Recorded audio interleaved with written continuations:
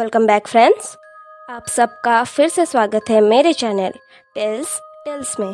कहते हैं कि हमारी दुनिया में ऐसे बहुत से प्लेसेस हैं जो अपनी खूबसूरती या फिर अपने अंदर समाई हुई कहानी को लेकर फेमस है। कहानी कुछ खूबसूरत यादों वाली तो कुछ ऐसी कहानी जो रातों की नींद उड़ा दे। लेकिन आज हम जिस प्लेस के बारे में बात करने वाले हैं वो सिर्फ अपनी खूबसूरती के लिए ही नहीं बल्कि अपने अंदर समाई हुई उन डरावनी यादों के लिए भी फेमस है जो शायद आपकी नींद उड़ा दे। तो आज हम बात करने वाले हैं इटली का मोस्ट हंटेड आइलैंड और दुनिया का मोस्ट हंटेड प्लेस में 3rd नंबर पे आने वाला प्लेस पवोली आइलैंड, जिसे द आइलैंड ऑफ डेथ भी कहा जाता है।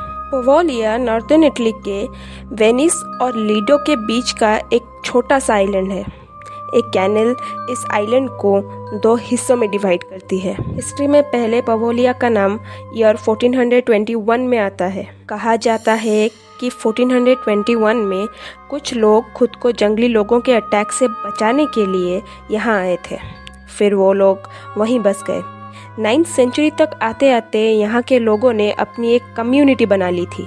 लेकिन 1379 में वेनिस पे हुए अटैक ने इस आइलैंड को बहुत ही ज़्यादा इफ़ेक्ट किया और यहाँ के लोग इस जगह को छोड़कर चले गए। फिर 1645 में वेनेशियन गवर्नमेंट ने यहाँ पे ऑक्टागोनल फोर्ट्स बनाने के लिए सोचा। हिस्ट्री के 5 ऑक्टागोनल फोर्ट्स में से सिर्फ यही एक आज तक सलामत है। 1776 को ये आइलैंड पब्लिक हेल्थ ऑफिस के अंडर आया, जहाँ पे इसे एक चेक पॉइंट बनाया गया। यहाँ लोग और गुड्स शिप के ज़रिए वेनिस तक जाते थे।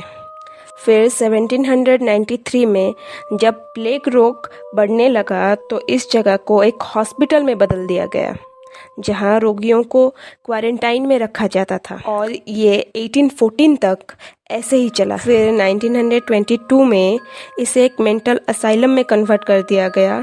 फिर धीरे धीरे एक नर्सिंग होम की तरह यूज़ करा जाने लगा 1968 तक। फिर इस आइलैंड को एग्रीकल्चर के लिए भी यूज़ किया गया था, लेकिन फिर इस जगह को हमेशा के लिए छोड़ दिया गया। तो कहा यह जाता है कि जब ये शिप्स का एक अराइविंग पॉइंट हुआ करता था तब एक शिप में कुछ लोगों को प्लेग हो गया था।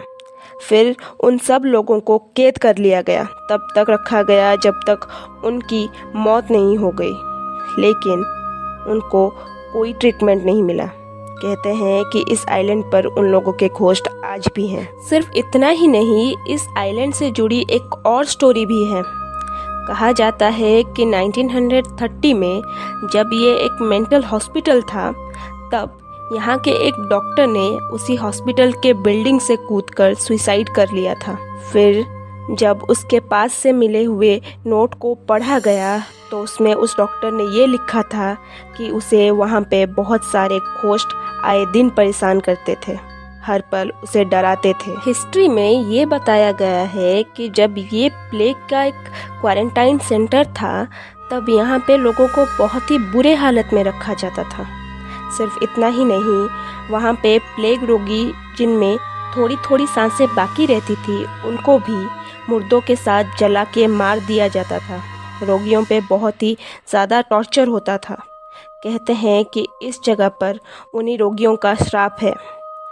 आज भी यहाँ उन्हीं रोगियों के आत्माओं का होने का एहसास होता है। इस आइलैंड में जाना लोगों के लिए मना है, लेकिन कुछ रिपोर्टर्स और रिसर्चर्स की टीम वहाँ गई थी और उनके हिसाब से ये जगह सच में हॉन्टेड है।